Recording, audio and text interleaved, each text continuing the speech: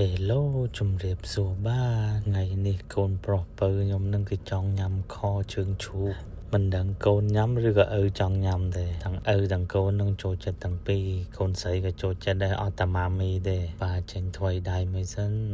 ខនៅក្រោយទាំងតំណងណាបងប្អូនដល់វាឆ្អិនហើយលើកមកដាក់ចូលក្នុងផ្ទះយើងដាក់ពងមក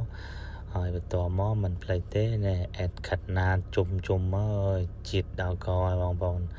ធ្វើបានមួយឆ្នាំកូនប្រុសពៅគេមកជួយដាក់ខ្ទឹមខាងក្រោយប៉ាថាឥឡូវប៉ាដាក់ឲ្យតែឲ្យប៉ាកាត់សក់ឲ្យស្អាតមួយមកធ្វើហើយតំណងឥឡូវនាំកូនប្រុសទៅកាត់សក់មួយសិននៅក្រោយផ្ទះហើយកូនរីកឥឡូវគេរៀងធំគេ7ឆ្នាំហើយដល់គ្នាគេធំទៅយើងចង់កាត់មិនឬក៏មិនឲ្យកាត់មិនក៏គេអូខេដែរបើនៅពីទូចវិញ